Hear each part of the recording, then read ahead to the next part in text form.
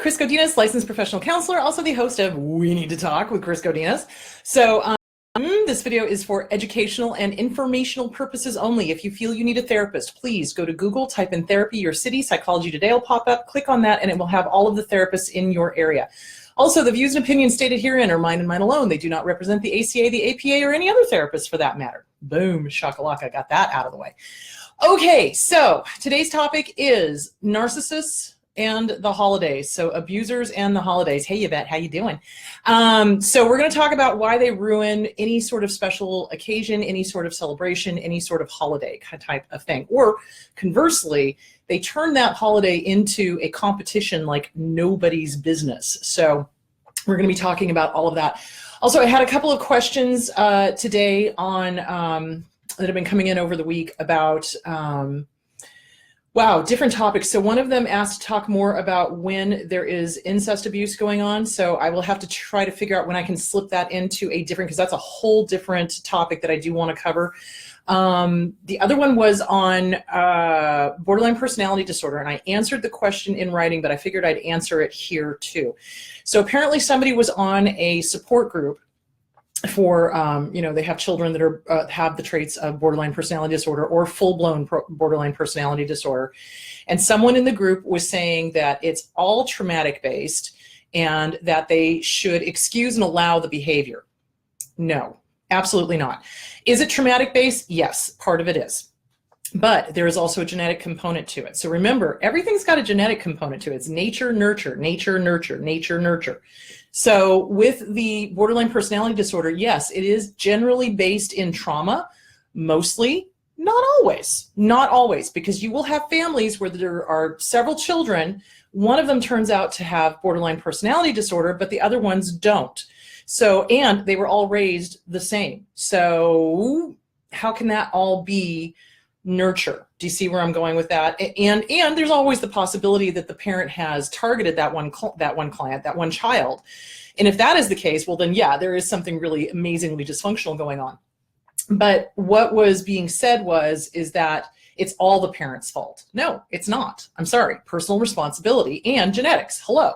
So it's a combination. So if you are the parent of somebody who has borderline personality disorder or narcissism, go to therapy. Figure out how to draw good boundaries. Figure out how to have deal breakers, because what I have seen adult children of parents that do have, like the kids have got the borderline personality disorder or the kids are narcissistic, they will abuse the living shit out of the parents, and the parents allow it because they feel guilty or they feel scared or they don't know how to deal with the manipulation and the raging, et cetera, et cetera. So if that is your case, hey Laura, if that is the case, then you want to get to a therapist. You want to get to somebody who can help you say no when an adult child starts raging at you, or when an adult child starts trying to manipulate, or when an adult child starts trying to ...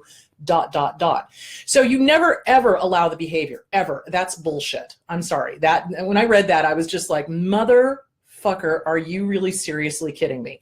So you do not allow the behavior to continue, because it is a huge, huge disservice, not only to yourself, but to your child. And here's the reason why.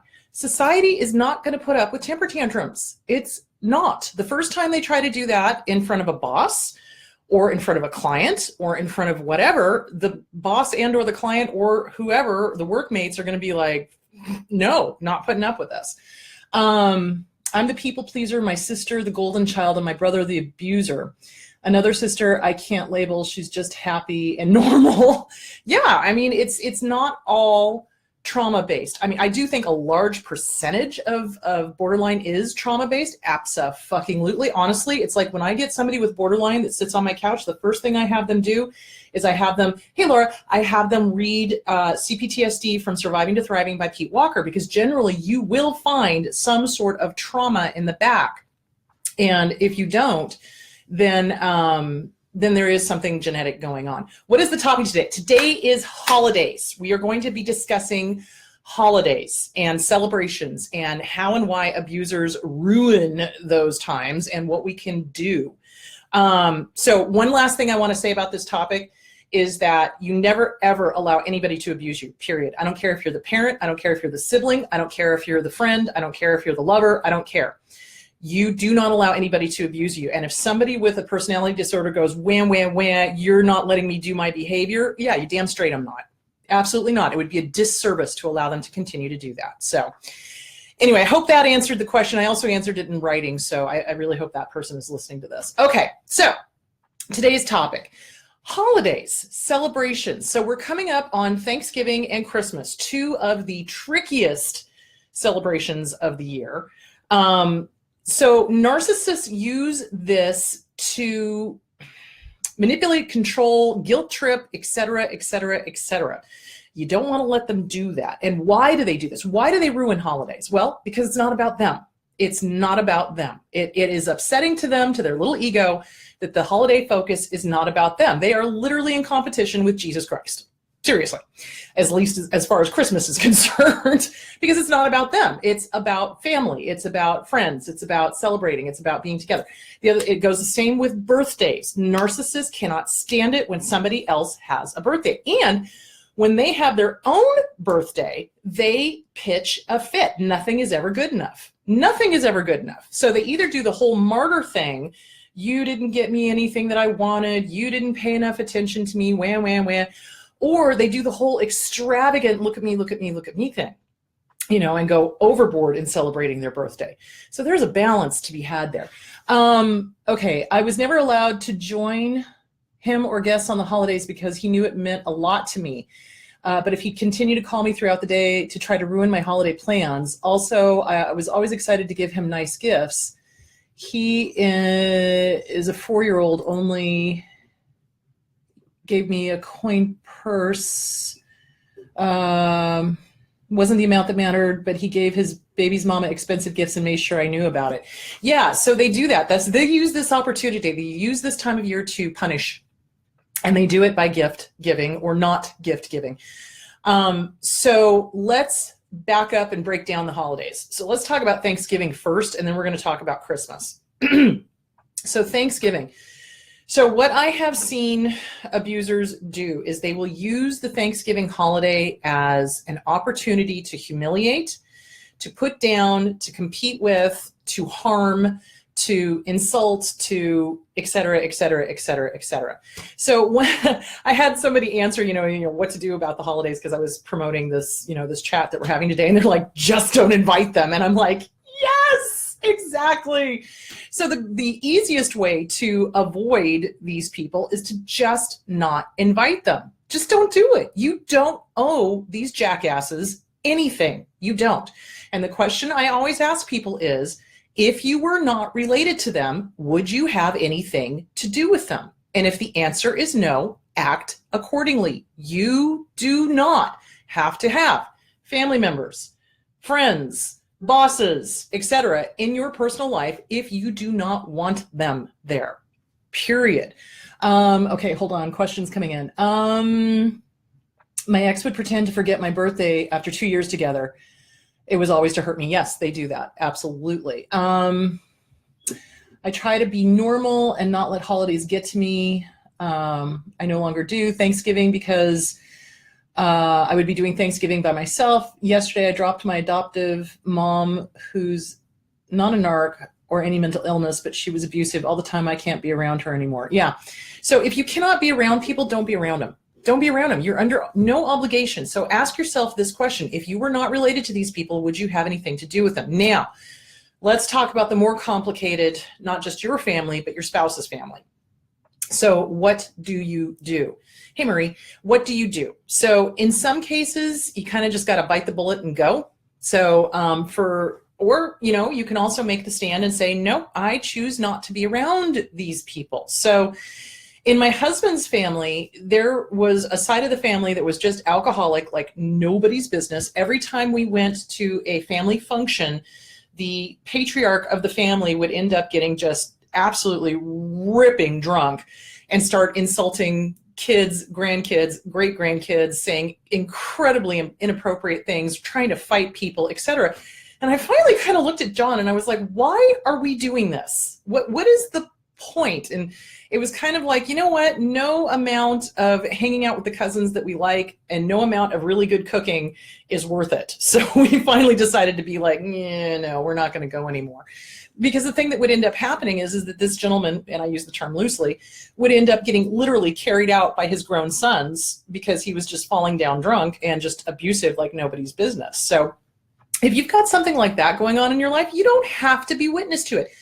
These people need an audience. They want an audience. Don't give it to them. So, and that's a really, really hard thing to do because we get this societal pressure about, oh, it's the holidays and it's Thanksgiving and we shoulda, coulda, woulda. Remember shoulding all over yourself? So we get this societal thing about we should be home with our family. We should be all together. This is a time for coming together and being grateful and breaking the bread and sharing stories and seeing each other. Well, that's great if you've got a somewhat relatively normal family.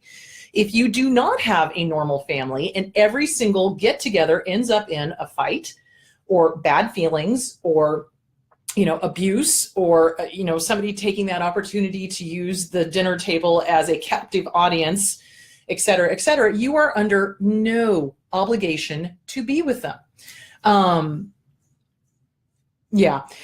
So in alcoholics, if you get them clean and sober, you will often find that there is an underlying mental health issue going on, either a personality disorder or depression or bipolar or something else. So you always want to know that, yes, this behavior, even though they're alcoholic, yes, this is all alcoholic behavior, but it's being driven by something else. So there is that. So when you are dealing with a narcissistic family member, and it is in your spouse's family, this is when you guys need to have really, really good communication long before the holiday so that you come to an agreement on how long you're going to go. Are you even going to go? What are you going to do? What's the exit plan? Et cetera, et cetera, et cetera, so that you're not a captive audience member and you're not stuck sitting there listening to this, raging narcissist or this raging borderline or this raging alcoholic. Because why ruin your holiday, basically? Okay, sarcastic and rude. Haven't spoken to him for 6 months. But he lives 2 minutes walk away and my kids are his grandkids. So I need to make contact and set some boundaries. Any ideas? Okay, so her dad is cruel, sarcastic. So this is when you need to have conversations. It depends on how old the kids are. Now, here's the funny thing. I often have people telling me, oh, I can't not go to Thanksgiving. Oh, I can't not go to Christmas or this family get together or whatever. It's the grandkids. It's this, it's that. Okay, if this person treated you like crap, they may treat the grandkids okay for a certain amount of times, because what I have seen in my practice is that narcissists and borderline abusers will treat the kids okay up until the kids start getting their own opinions. So generally around 5, 6, around in there. And then suddenly the kid can do no right. And the grandparent will start treating the child just exactly the way they treated you. So my whole thing is if you didn't like the way you were treated around these people, why in the hell would you have your kids around them? They're toxic. Why would you do that? Why would you do that? And then the thing I get is guilt. Guilt. Well, if the only reason you're having these people around is because of guilt, you need to work on the guilt, because you're not doing your kids any favors. You're really not. You do not want to subject them to this kind of behavior. You really don't. You can't hear. Is anyone else having hearing problems on this one? Because I think everybody else can hear this, because otherwise I'm pretty sure other people would have said stuff. Gwen, I don't know what to tell you. Just go into your system setting and see what you can figure out. Okay. So Thanksgiving should be a time to have fun. Any of the holiday celebrations should be a time to have fun, but abusers don't look at it that way.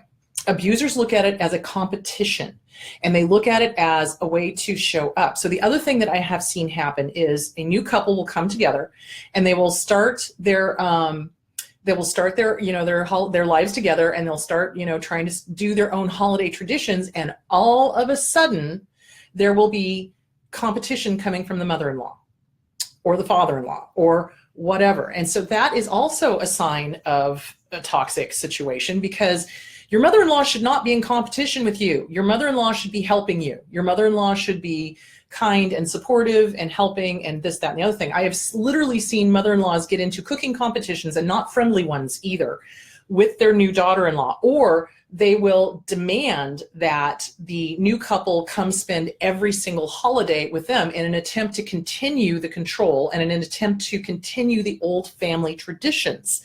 And that's not healthy either. When a new couple comes together, they need to go start their own.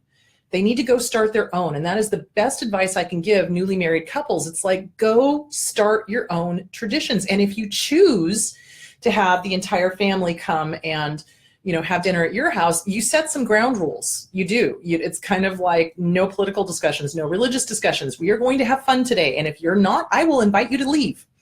Period. You know, you let people know what you will and will not put up with. What are your deal breakers? What are your deal breakers for the holidays? What are your deal breakers? You have to have those in place. So families often get stuck in the tradition thing, but sometimes traditions can become, what's the word I'm looking for? Torturous. So like, if it's killing you to get Thanksgiving dinner prepared for 20 or 30 people, don't do it. Just because it's expected of you does not mean you have to do it. And when you start drawing boundaries, I can guarantee you, you're going to get pushback from the family. The family is going to be like, no, no, no, no, no, we have to do this. We have to do. No, you don't. You know, if you don't want these people, you don't have to do this. Narcissists also blow up birthdays too. Yes. Their own and everyone else's. Yes, I've seen them do that as well.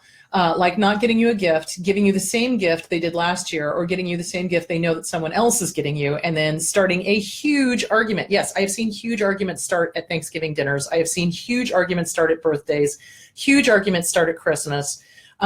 It's just what they do. And the reason they do it is because they need the attention on them. They absolutely, and they don't care whether it's positive attention or negative attention, which is what is really hard for people to wrap their heads around. It's like, they're like, wait, I don't get it. Why are they doing this? Because everyone thinks they're freaking assholes. Well, they don't care.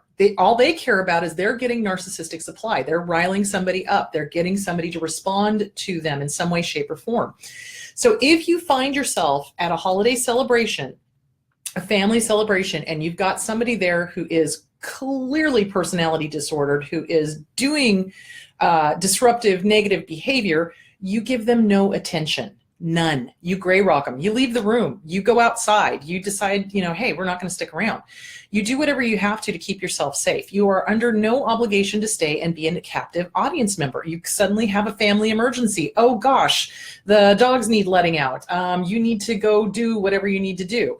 So that's what you do when you're in that kind of situation. Hey, Anna. So yeah, you don't allow yourself to be a captive member. So there are some great articles that I pulled off of Psychology Today. So your health can be affected by the holiday rush. So this is the crazy thing. It's like, so the competition is insane, especially around Christmas. And you can always tell you're dealing with a narcissist if they make a huge deal out of a holiday, but they want to make sure that everybody knows what a huge deal they made out of it. It's like they want the neighbors to know, they want the friends to know, they want the family to know, they want everybody to know. Christmas and Thanksgiving isn't about impressing people, guys. It's not. It's about coming together with your family that you like, and your family that you like may not be blood. That's what I keep trying to tell everybody. It's like some of the best holiday gatherings I have had is when friends got together and we all just had a Thanksgiving or a Christmas or a party or whatever of just non-blood related friends, because you're just there to enjoy each other's company. And if it's for any other reason other than that, you're dealing with a narcissist, if that makes any sort of sense. So the holidays put a huge amount of stress on us. And the other thing I've seen narcissists do too is if they don't get the gift, now we're kind of sliding into Christmas here, but we can go back to Thanksgiving as needed. If they don't get the gift they wanted, they will raise an absolute stink. Or even if they did get the gift they wanted, they'll play the martyr card. And this is what's so confusing to people, is that narcissists do one of two things, which is really the same coin, just the flip side. So when you give a gift to a narcissist and they are uncomfortable because now it's like, oh, they don't have anything to complain about. Oh, you've acknowledged their birthday. Oh, well, they can't do that whole smear campaign that they were planning on doing because you've given them a gift. They will flip into martyr mode and be like, why did you do that? Da da da da. I don't want it. Blah blah blah. Just weird stuff. And they'll refuse the gift. So refusing a gift is about the most insultive thing you can do because somebody is offering you something of themselves. So refusing a gift is basically saying, fuck you. That's really what it is. And that's what the narcissist is doing. So the flip side of that is you've given a gift, a lot of thought has gone into it, and they will be unhappy with it. It will be not enough, not good enough, not the right gift, not what they wanted, even though they have said specifically that is what they wanted.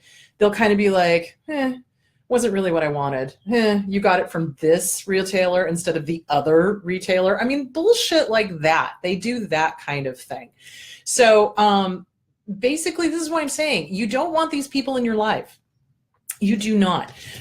So gift giving is a minefield. And what I love in each one of these articles that I pulled up, and I'm going to talk about each one of these in depth a little bit. What this one says, that the holidays, the title of this one was Your Health Can Be Affected by the Holiday Rush. What this one says is that if the holidays are starting to feel like a minefield to you, like if you're feeling stressed out because you're trying to figure out, oh my gosh, who can we invite? Who can we not invite? Who do we have sit next to each other? What if this person does this? What if that person does that? Oh my God, blah, blah, blah. If it's starting to feel like a minefield, stop. Don't invite them. Don't invite them. Do not invite them. Do not allow them to ruin the holidays for you. You are not a victim. Let me just say that again. You are not a victim. You are not at their mercy. You do not have to be at their mercy. You can do the holiday that you want. You do not allow the narcissist or the borderline to dictate how and what your holiday is going to be. You don't. And I've seen some of them come marching in and demand to change the entire menu or to change the entire gift-giving structure. Now, here's the thing. Families are getting more and more complicated because we're getting Brady Bunch families, right? So we're getting like, his, yours, mine, ours kind of thing. And it's really important that you set boundaries as to how much you are going to spend. I cannot tell you the number of times I have seen families go into complete insane debt over Christmas or even over Thanksgiving because they're trying so hard to please the abuser or to please the borderline or to please whoever is the difficult, toxic family member. And you don't want that. So you set a limit. So for example, when our family started getting huge because, we had nieces and nephews and then they started having kids and then all of the cousins started having kids and it just got ridiculously huge. I was like, $5 limit for everyone. We just, gift cards, $5, there we go. Because it's ridiculous to go into insane debt for anything. Period. And oftentimes narcissists will come unglued over that. Well, how dare you? I got you this incredibly expensive gift and you only gave me a $5 card. Well, it's not about the gift, guys. It's not. And if you choose to spend a ridiculous amount of money, that's your choice. But it's also my choice to not have to go into ridiculous debt that I'm paying off the rest of the year and then have to go back into it again every December. That's insanity. That is insanity. Yes, when you give them a gift they actually picked and asked for, they then respond with obvious disappointment. Yes, they often do that. Let's see. If a narc gives you a really insulting gift, had a narc coworker who went on for weeks about the really tacky pair of earrings they had got that were just right for me, and they were vile. I said, thank you, never wore them. Whoa, where'd it go? Never wore them. And got them to a charity store. Yeah, that was passive aggressive. So they're obviously jealous of you and they're obviously being very passive aggressive and you just ignore it. You just ignore it. The narcissist is looking for the upset. They're poking the bear. They're poking the bear. They're poking the bear. And remember, they're projecting. So if they picked a tacky pair of earrings and, oh, these are just perfect for you. Well, no, guess who they really are perfect for? The narcissist. So, because you don't do that. A healthy, normal person does not do that. A healthy, normal person is kind and caring and concerned about what their effects on other people. You don't treat people like shit. You just don't. And people who do treat people like shit, they've got a personality disorder, pretty much guarantee it. You just ignore it. You rise above it and you ignore it and you don't even acknowledge it. Don't even acknowledge it. And if they ask you where the earrings went, you went, I gave them to a thrift store or whatever. They're not for me. They're not me. Thanks. And that'll piss them off because they're trying to define you and you're not allowing them to define you. So yeah. Just friends at holiday gatherings can be the best times. Yes, I agree. Less drama most of the time. My family often made holidays worse for me. Most of my relatives don't like me, so they ignore me or don't do for me as others. One cousin brought her new boyfriend, but I was never even introduced to the new boyfriend on purpose. I felt like a guest. I guess I'm not important enough to know all the family members by name. Yeah, if that's those people, hi Roger, if that's those people are doing that, then don't be around them. If you go to a family gathering and you feel worse, then don't go. It's like, how do I explain this? You know who your tribe is by how you feel. And if after being around somebody you feel energized and happy and good about yourself and good about the world, that's your tribe. If you've got somebody who is bringing you down, putting you down, making you feel bad, saying horrible things, treating you with disrespect. Remember, this is about the list of boundaries, the list of deal breakers. One of the deal breakers is do not allow anyone, and I don't give a fuck who they think they are, to disrespect you. That's disrespectful. Don't allow anybody to disrespect you, whether it's family or friends or a boss or anybody else. You do not allow disrespect, period. You don't put up with it.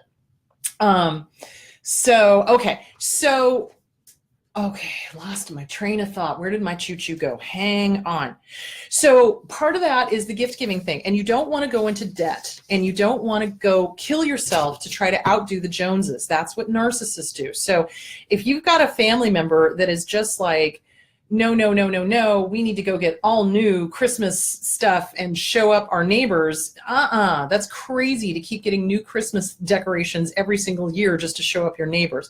Nobody cares. Seriously. And that's how you know you're dealing with a narcissist family member, is because they're desperate to please or to outdo strangers. They want to show up for, how wealthy they are, or how ingenuitive, amazing they are as far as decorating is concerned or whatever. It's great to decorate. It is. Don't go into debt for it. That's my whole thing. Don't go into debt for it. It's really kind of ridiculous. Okay. So ways to take care of yourself during the holidays. You want to make sure and get enough sleep. You do. And you don't want to stress. So if you're stressing out over Thanksgiving, if you're stressing out over Christmas, simplify. Keep it simple. Keep it simple. Keep it simple. Cut back your spending. It's like you do not owe these people jack diddly squat. You do not have to go buy ridiculously expensive gifts. And if your in-laws or whoever the narcissist is in your life is demanding that, you don't have to do it. You owe them nothing. Zip, zero zilch nada. Go do your own holiday. I can't tell you the number of times I have worked with new couples that have come together and they're like, oh my God, both of our families are putting so much pressure on us to come spend the holidays with them. And, my family wants us for Christmas and Christmas Eve, and his family wants us for Christmas and Christmas Eve, and his family wants us for Thanksgiving, but my family wants us for Thanksgiving. At that point, that's when I say, tell them all no. Tell them all no. Start your own holiday. Start your own holiday traditions. And then you can figure out if you want to divide it up. So what John and I used to do is we would divide up our time. So we would spend Thanksgiving with his family and then Christmas with mine. And then the next year we would spend Thanksgiving with my family and Christmas with his. And so we did that for a long time. And then we were like, you know what? We're really tired of having to travel back and forth because nobody was willing to fly down here. So we just finally said, screw it, we're doing our own thing. This is interesting. A lot of this didn't apply to my parents in many ways, but not all. They are more traits of, we'd have a set financial limit, but my dad would buy a ton of gifts for the family that no one wanted, and then out generousing everyone. That, and he gave me an electric toothbrush and toothpaste for Christmas and genuinely didn't get why I didn't love it. Oh God.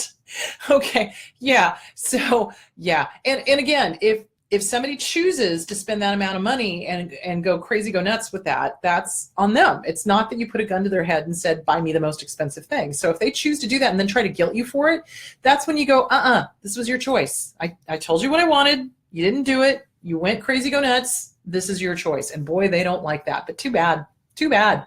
Life is too short.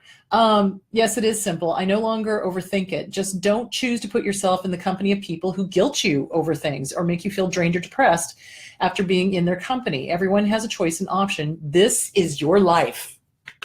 It is. It is absolutely your life, and you do not have to live it to society's standards, and you do not have to live it to your parents' standards or your relatives' standards or your cousin's standards or your boyfriend's family's standards or whoever is trying to get you to do this holiday in an insane way.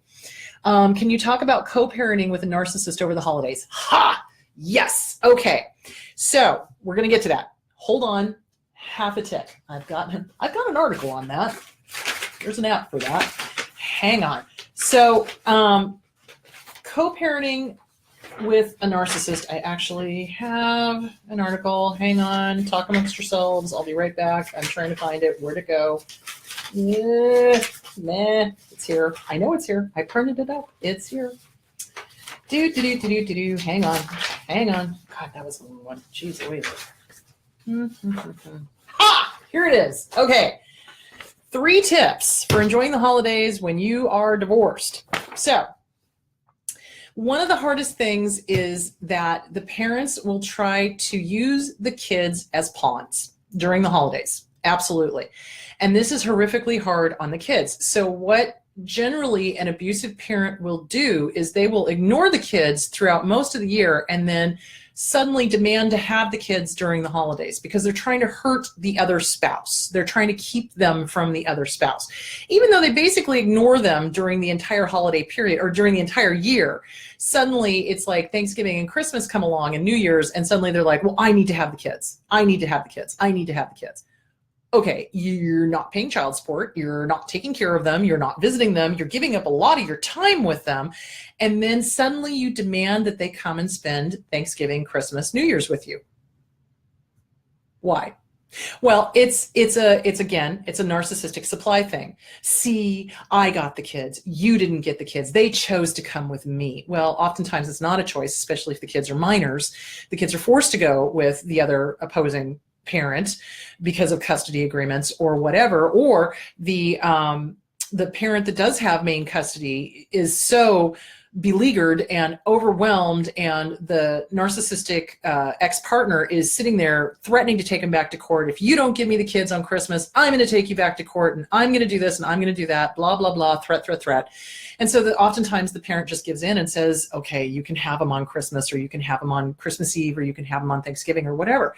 And so the kids are being used as pawns. They're being used as pawns. And oftentimes what happens is that parent demands that that child goes and spends time with that narcissistic parent. And you know what they do? They turn them over to a babysitter, or they ignore them completely. They're off working. They're off, partying. They're off doing whatever with their friends. And the kid is left at home alone or with a babysitter. I'm sorry, what? And the whole purpose of that was just to keep them away from the other parent. And that happens over and over and over again. It happens so often, especially in cases of parental alienation. So yeah, that is a good point. So if you are divorced, it is super, super important, or if you're going to be divorcing a narcissist or a malignant borderline. And remember, guys, I'm talking about the malignant end of the spectrum when I talk about abusers. I'm not talking about traits of, I'm talking about the malignant end. When you are going to leave this type of person, you must, A, have a really good lawyer, B, make sure that you put in there exactly how the holidays are going to be broken up. Because if you don't, they're going to try to take advantage of that, and they're going to try to use it against you.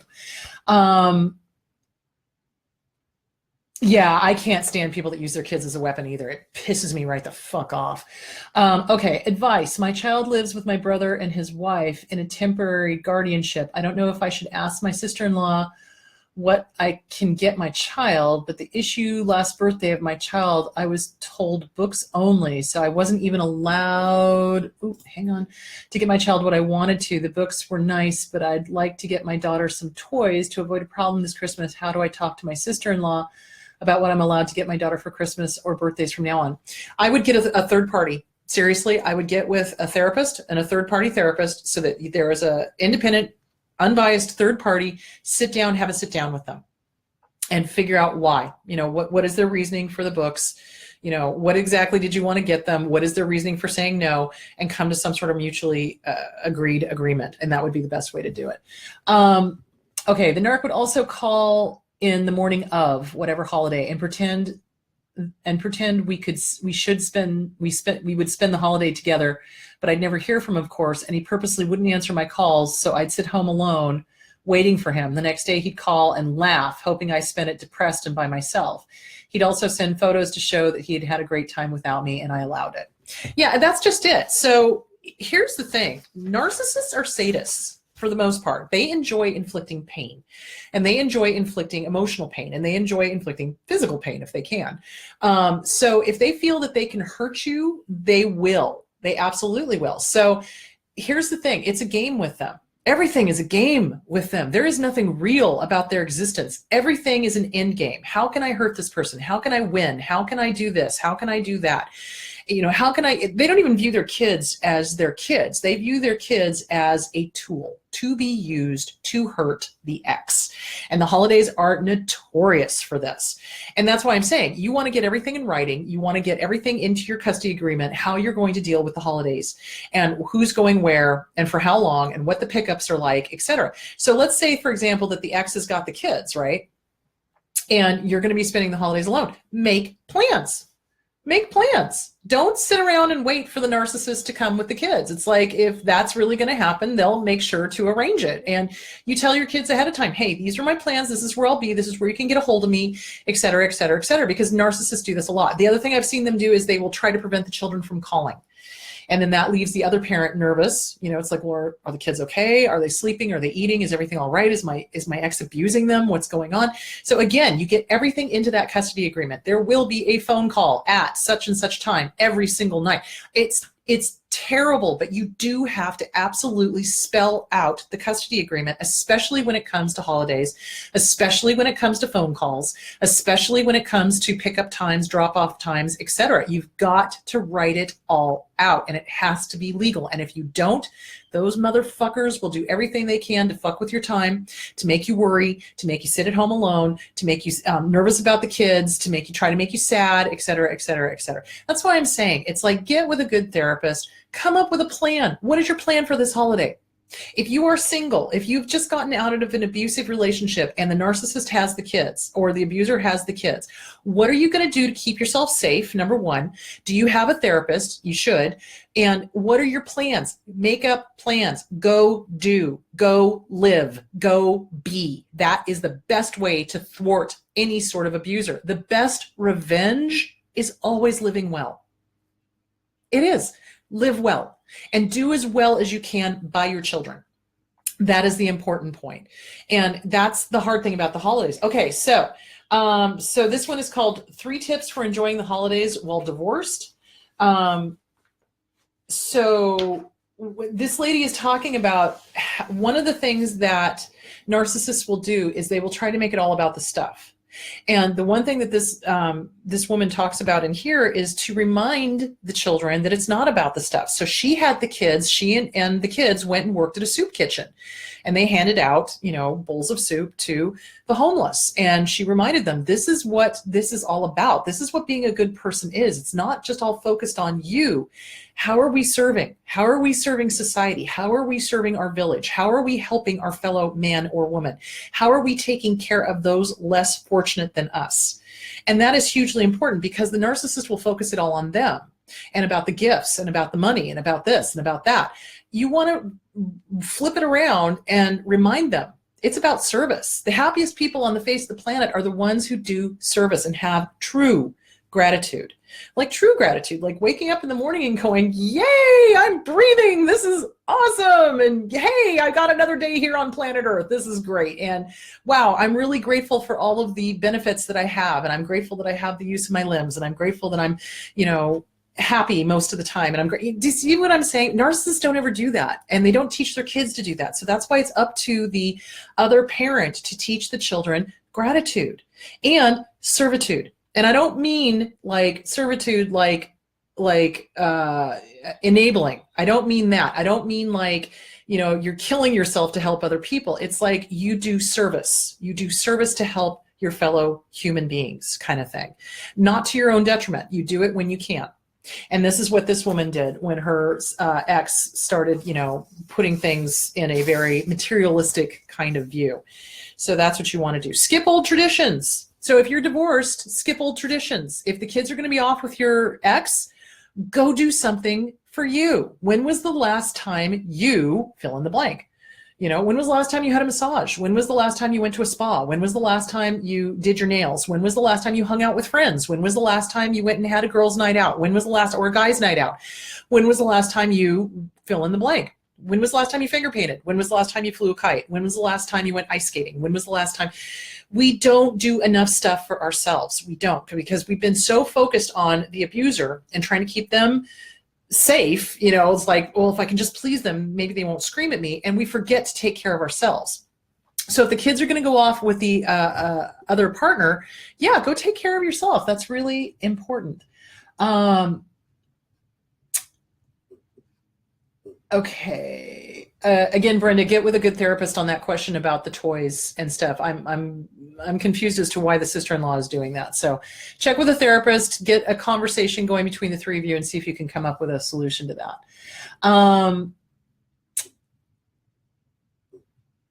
Okay.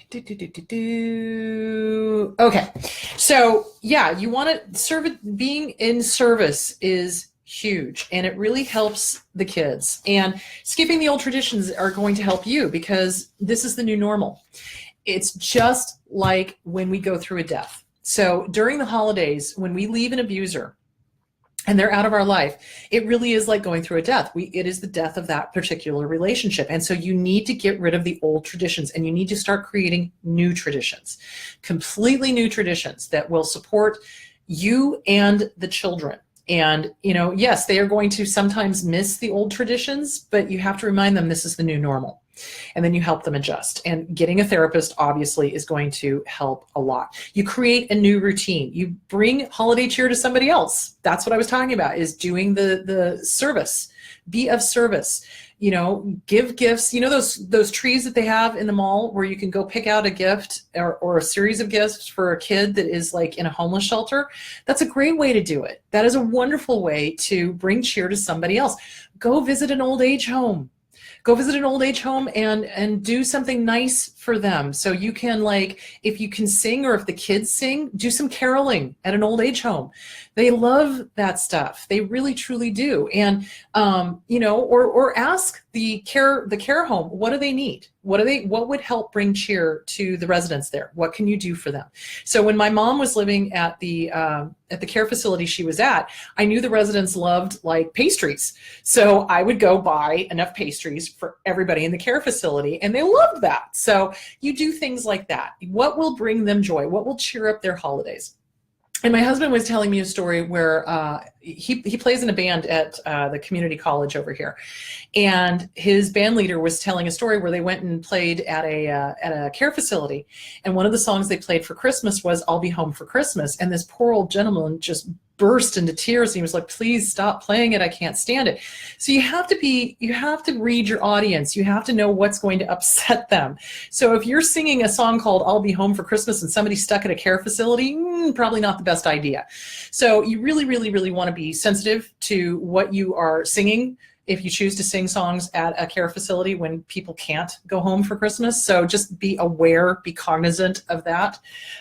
So yeah, it's basically bring cheer to somebody else. Remind yourself that it's not all about, you or the gifts or the stuff or the things. It's not. It's about being of service. It really is. So anyway, this is a great one. This is 3 tips for enjoying the holidays while divorced. And this applies to anybody who's getting divorced, whether that's a divorce from an abuser or divorce from just a regular old Joe Schmo or Joette Schmo.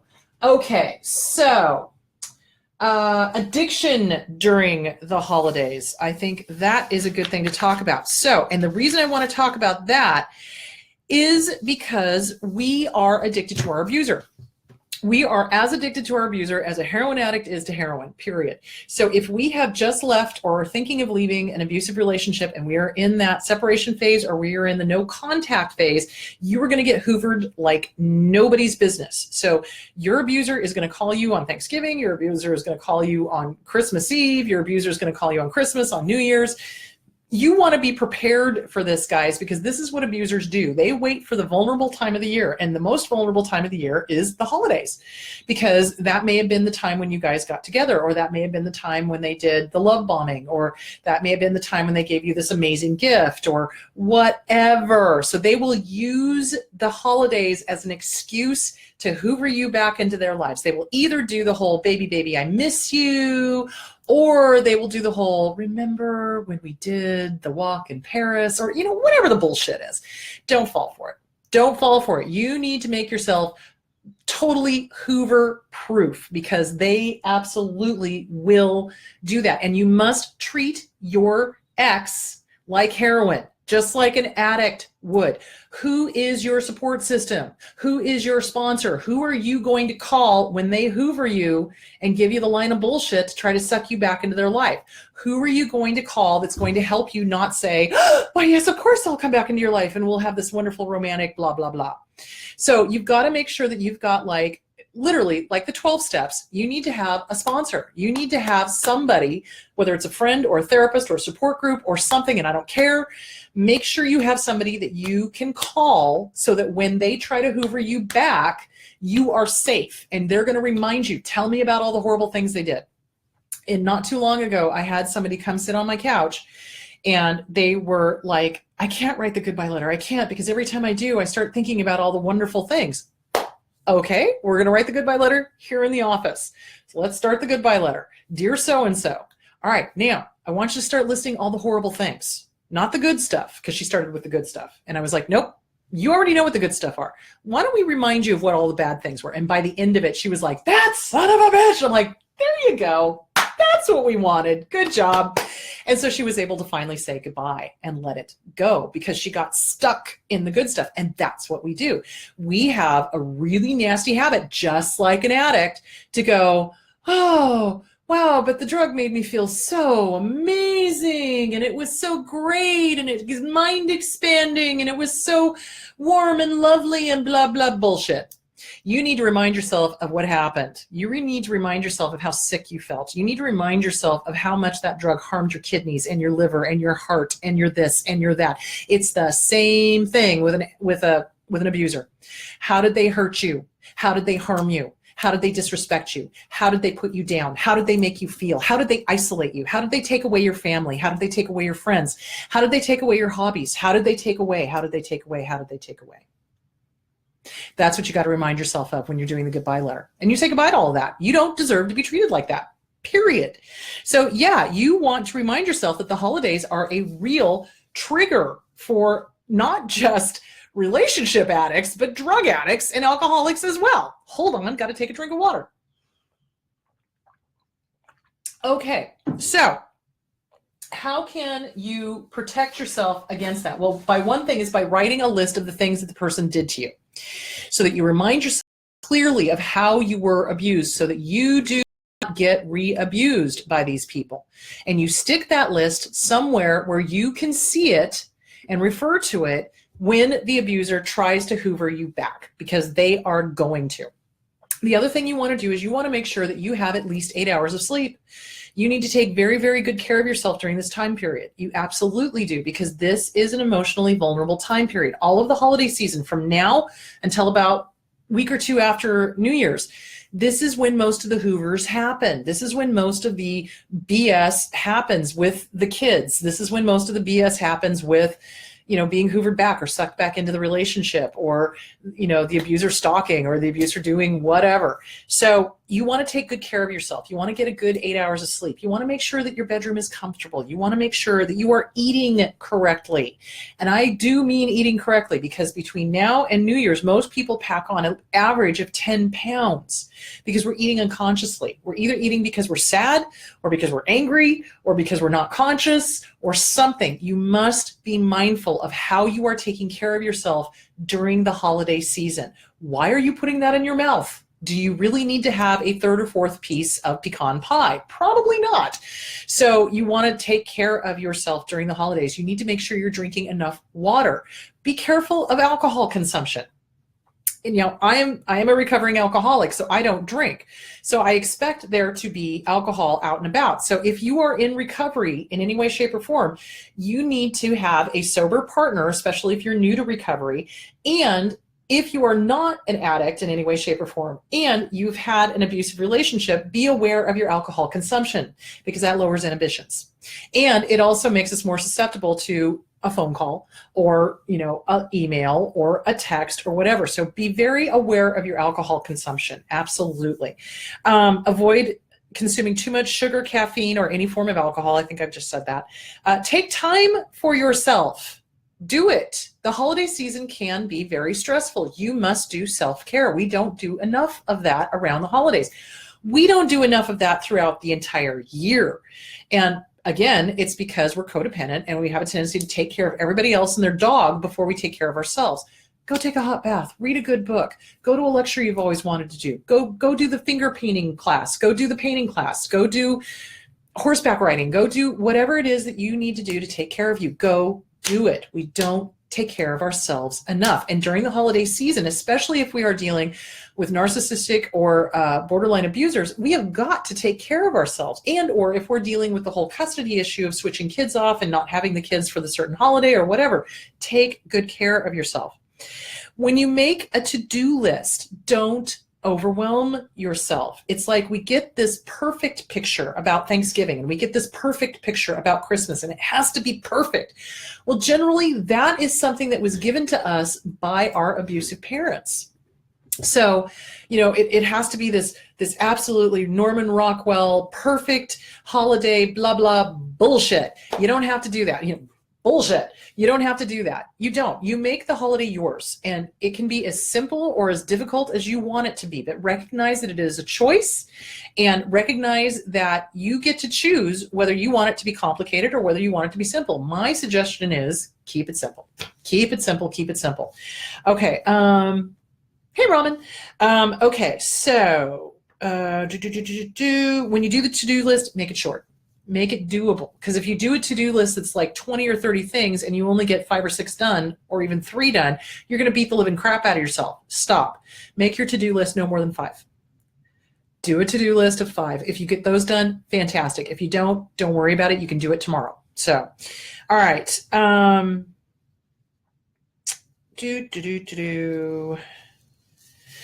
So you want to take care of your stress so that you are not just a stressed out little monkey during the entire period. So this was your health can be affected by the Christmas rush. I already talked about 3 tips to enjoying your holidays when divorced.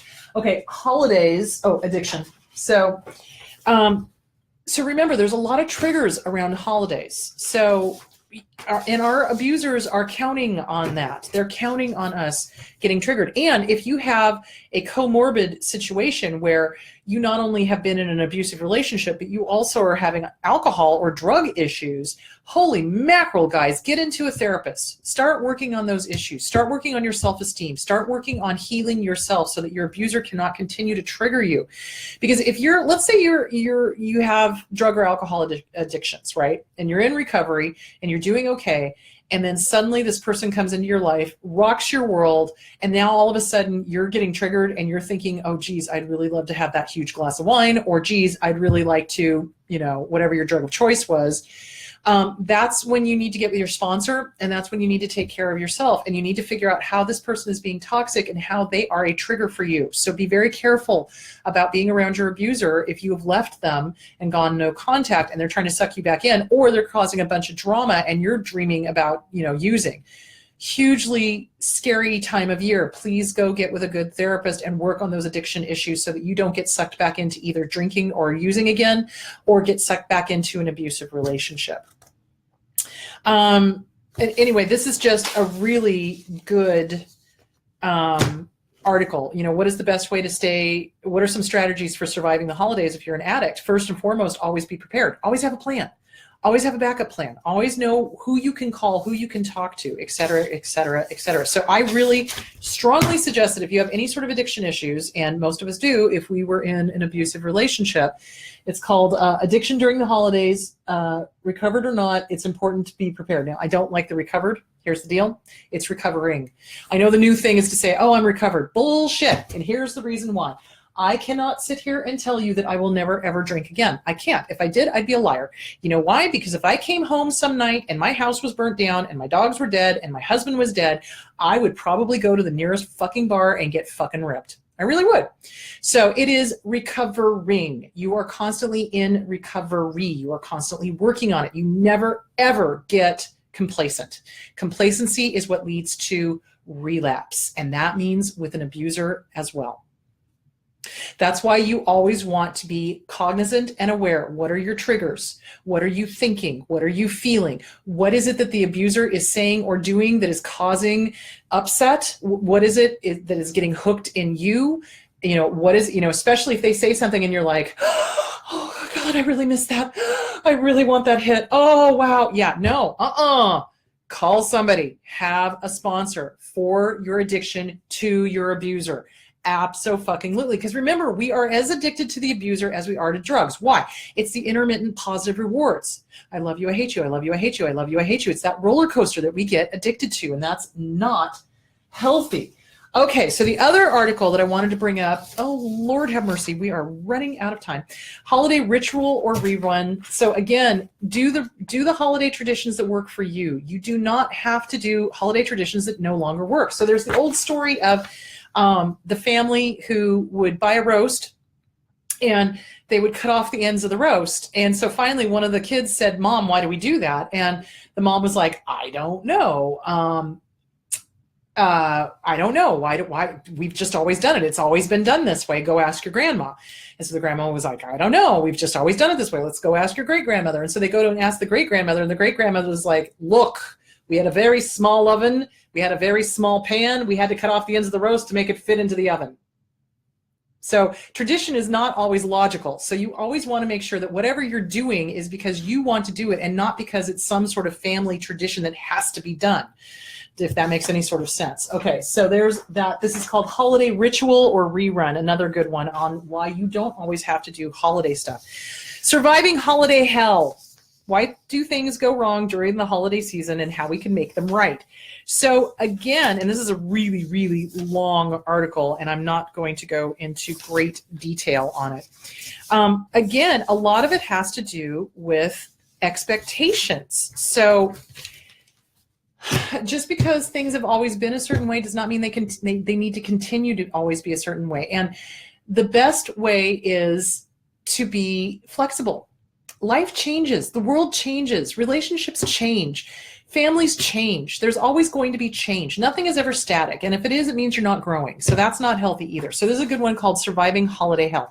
So basically what I'm trying to say is, as families grow and as they change and as we get new family members and as families combine and we've got the Brady Bunch thing going on, there's going to be a lot of yours, mine, and ours going on. And when somebody gets very rigid in their thinking and very stuck in, it must be this way, it must be that way, I have to do it this way, I have to do it that way, they're dealing with perfect pictures in their heads. Nothing is ever perfect, guys. Nothing is ever perfect. Things are going to go wrong. Trust me on that one. Things will get burnt. The deviled eggs will turn out bad. It's like things will go south, and you have a choice, and you can either roll with the punches and find the silver lining, or you can throw a complete fit, which is what most narcissists and abusers do, and stamp your little feet and have a miserable time and make everybody else miserable. You know, it's a choice. So things are always going to go wrong during the holidays. They always do. And so you plan, you have contingency plans, and you do the best you can, and you find the humor in it. It's kind of like A Christmas Story. Remember at the end where the dogs come in and they just destroy the turkey and everything, and where do they end up? They end up in a Chinese restaurant, and they had a great time, and it was a choice. So I love that movie. That's one of my favorites. So anyway, that is that. Okay, next week. Okay, let's see, any other questions? I'm going to actually end this one at an hour, guys, because I've got a cold and I'm like, bleh. So Anyway, next week, I'm going to be talking about the smear campaign and what you can do to protect yourself from that, how to deal with it, things to not do, why it's done, what the ulterior motive is, et cetera, et cetera, et cetera. And this kind of folds in nicely because oftentimes smear campaigns start happening around the holidays. So anyway, that is that. If there are no other questions, I am going to call it good. And you never plan, just make it up as you go. Well, if that works, then do it. You know, I tend to like to be a planner, but then it's also good to be able to just roll with the punches and go wherever it goes. So, you know, flexibility is everything. You want to be Gumby as far as life is concerned. Be flexible.